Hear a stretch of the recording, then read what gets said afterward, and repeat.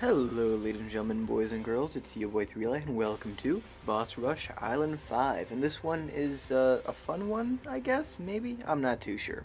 Anyways, we're going to be using Sod as our hero on strong targeting, and I like to use a tech bot personally. It's just helpful, and later on we get a bunch of abilities we're going to be using, so tech bot's very nice. Then we're going to have a 030 Moab Mauler, as well as another cannon on strong. We're going to get them both up to Moab Maulers, and then we're going to start cross-pathing. So we get the second one up to the Frag Bombs cross-path, and now we're going for a third one.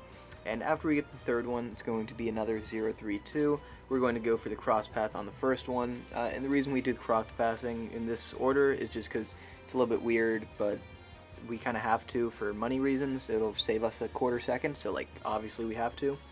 Anyways, we get down a fourth and fifth cannon, kind of further away from the boss, ideally still in range, but not perfectly so. That way it'll be able to actually hit the later skulls, like the round 10 stuff, which is annoying. Then we're just going to fill in the gap with a couple more. I believe I have 8 bomb shooters down right now, something like that.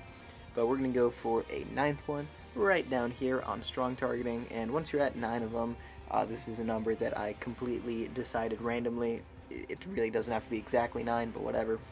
We're going to go for a 104 Alchemist on last targeting. We're going to sell our hero, rebuy it in the back right corner over here, and now go for a balloon trap. Now you could put the balloon trap in the spot where Sada was, but I didn't think of that, so oops. But anyways, we just get it down to a 014, and then we put the Monkey Farmer right in that hole there where Sada was. Monkey Farmer has the Grim Reaper skin. I like it. It looks cool. Don't question why the devil is literally on our team. Anyways, we're going to get down a 002 Monkey Village. This guy, he'll discount, but for now it's just going to be important because it's going to become a 003 Monkey Town to make us 60% more money from the 2 money makers. Anyways, we're also going to get up the Cleansing Foam 030 Monkey Engineer, and that guy is going to be decamoing things after it hits the trap so that it can go into the trap. Then we're going to be placing down as many of these Moab Maulers as will fit. You really need to make sure you get a ton of them here by round 30. If you have less monkey knowledge than me, then you might have to place them a little bit earlier in terms of order-wise because you might have less money. But anyways, we're going to upgrade our village to a 204. This way we can make more money and place traps back faster, do more rubber to golding faster. The jungle drums is usually worth it on this guy. So that's why I like to get it always, and we're going to be jungle drums buffing something else later, so it'll be important then too. We save up for the XXL trap, and I retarget the trap a little bit more. You want it to be like kind of almost perfectly at the entrance, but if it's a little bit behind, it doesn't matter that much. It does give more time for the rubber to gold to hit, but anyways, we're going to be placing a Monkey Ace right up inside of the village range. This guy's going to become a Flying Fortress, and I'd watch out for round 40. You might actually want to add in like another Moab Mauler or something. I'm not too sure. It does feel a little bit sketchy, but I mean, it's worked every time thus far.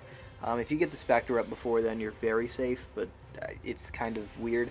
Worst case scenario, you're going to lose a skull and be like 10 pops behind. You're going to be okay. Anyways, once we get to $67,000, you can sell off all of your Moab Maulers and you'll be able to afford the Flying Fortress. Alternatively, you can lose like 10 seconds by not selling everything, as selling everything is risky. You can see here I waited only until $66,000, and I was off by like 200 bucks, so I had to sell Sada and rebuy it. That doesn't really matter, but it feels riskier, so I'd recommend you wait till you're at 67,000, or alternatively wait till you're at 77,000 and you can just straight up buy the Flying Fortress, because having the bomb shooters on the map will definitely not hurt. They're just kind of free. Free money, free damage, that's the word.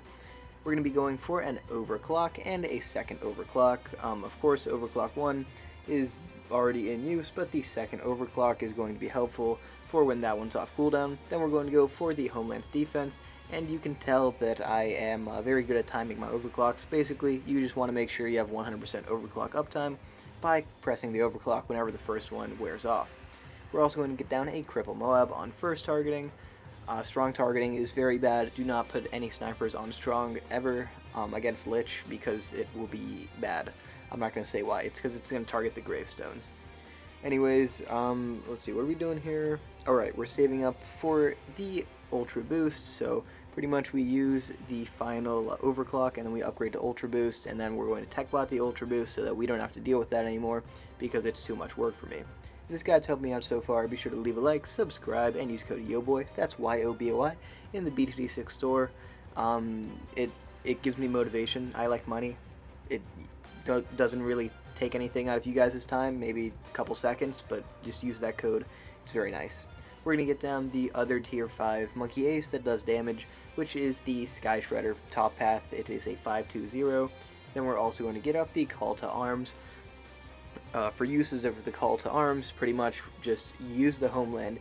You wait until the Homeland is at halfway through its cooldown, and then we're going to use the Call to Arms. So I hope that kind of makes sense. You can see it visually on the screen. Pretty much every single time that I'm going to press the Call to Arms, that's because the Homeland's defense is halfway through its ability cooldown. So yeah, right there, halfway through the ability cooldown, we use the Call to Arms. We get up the other 2 tier 5 snipers, and we get up a 402 Monkey Village so that we can place down a Moab Domination, and it'll have all the buffs and stuff, but it also will jungle drums the snipers and allow those to deal an extra 17% damage, so why not?